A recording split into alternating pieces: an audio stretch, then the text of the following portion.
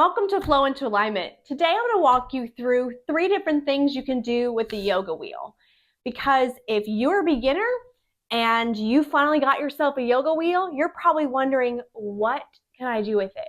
Or you're a beginner or even an advanced yogi and you've never used a yoga wheel and you're wondering, what can I use it for? Well, this is a video for everything to do with the yoga wheel. So go ahead, watch, enjoy, and then make sure to check the links below to get your own yoga wheel.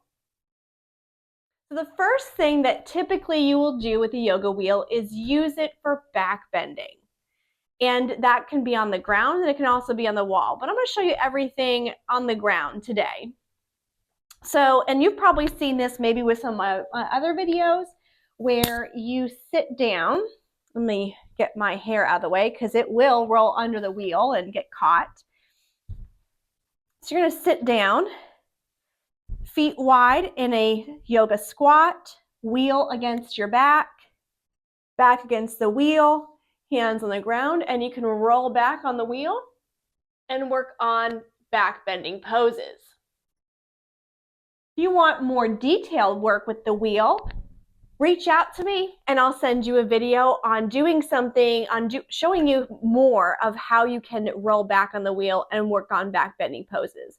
But that's not what we're doing today. We're not talking about the deep dives. We're just talking about what you can do with it. So the second thing you can do with the yoga wheel is use it to prop your torso when you're wanting to lean forward.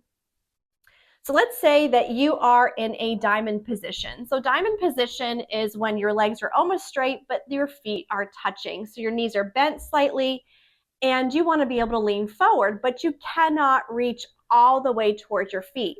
So you're going to place the wheel against your belly, lean your arms on it, and just rest forward in a forward fold. You can also lean completely forward and tucking your head. You can also do the same thing with wide leg. So anything where you're seated and wanting to do a forward fold, you can just use the wheel to lean against, and there you go. It's a prop for your torso for forward folds. So the third thing you can do with the yoga wheel is to sit on it.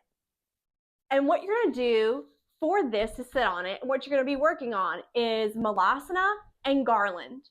Malasana is wide leg yogi squat, and Garland is with your feet together, yogi squat. So let's go ahead and work on that. You would stand up, have your feet wider than your hips. If you were on a yoga mat, your feet would be as wide as your mat. For yogi squat, you would ideally want your toes pointed forward, but you can also point them outwards.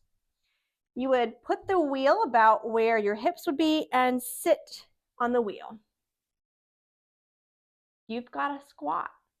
You can even roll forward so that the wheel is kind of where your tailbone is. And you can work on prayer of the hands. For the Garland pose, you would put your feet together and work on opening the knees out and draping forward between the thighs for Garland.